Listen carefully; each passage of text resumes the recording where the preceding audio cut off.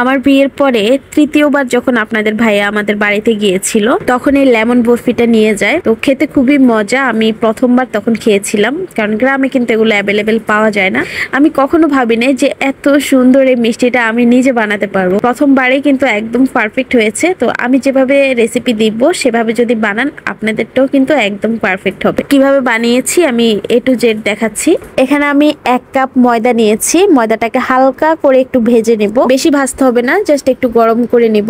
গরম করে আমি এটাকে এক সাইডে রেখে দিয়েছি। আর এদিকে হচ্ছে আমি যেই কাপে হচ্ছে ময়দা দিয়েছি সেই কাপেরই 1 কাপ চিনি আর হাফ কাপ পানি নিয়েছি। তো এখানে কাপ বা বাটি আপনারা যেটাই নেন না কেন সবকিছু কিন্তু একই মেজারমেন্টে থাকবে। আপনি যদি 1 বাটি ময়দা নেন 1 বাটি আপনাকে চিনি দিতে হবে, 1 বাটি গুঁড়া দুধ দিতে হবে, ঠিক আছে? তো আমি এখানে মেপে নিয়েছিলাম 1 কাপ। চিনির শিরাটা যখন রেডি হয়ে যাবে বুঝবেন কিভাবে, হালকা হাত দিলে দেখবেন যে একটু করে এটা আঠালো মনে হচ্ছে। হ্যাঁ, ওই সময় এখানে গুঁড়ো দুধটা দিয়ে দিতে হবে। গুঁড়ো দুধ দেওয়ার পরে এটা একটু দলা পেকে যেতে পারে, কিন্তু ভয় পাবেন না। এটাকে অনবরত নাড়তে নাড়তে কিন্তু দলাগুলো একদম ভেঙে যাবে। আর গুঁড়ো দুধটা ভালোভাবে মেশানোর পরে এখানে আমি ময়দাটাও দিয়ে দিয়েছি। ময়দা দেওয়ার পরে এটাকে ভালোভাবে নেড়ে চেড়ে মিশিয়ে নেব।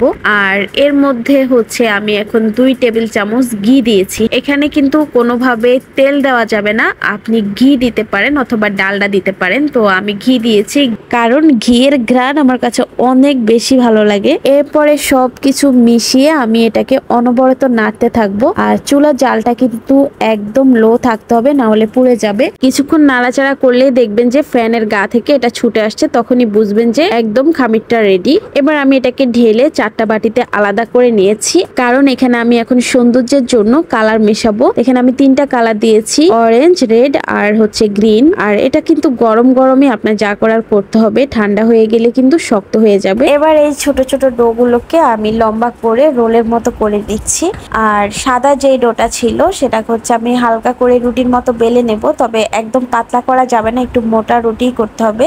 এরপরটা হচ্ছে আপনাকে দেখে নিতে হবে আমি কিভাবে করছি, বলে ওভাবে বুঝাইতে পারবো না। প্রথমে আমি লাল কালারটা দিয়েছি, তারপরে একটা ভাঁজ দিয়ে আবার দিলাম সবুজ কালার, তারপরে আবার দিলাম কমলা কালারটা। পরে আমি সবুজ কালারের আরেকটা রুটি বানিয়েছি, সেটার মধ্যে সবগুলোকে একসাথে দিয়ে ভাঁজ করে নিয়েছি। এভাবে রোলটা কমপ্লিট করে আমি এটাকে ফ্রিজের মধ্যে রেখে দিয়েছি প্রায় 2 ঘন্টার মতো। 2 ঘন্টা পরে কিন্তু এটা একদম সেট হয়ে গিয়েছে।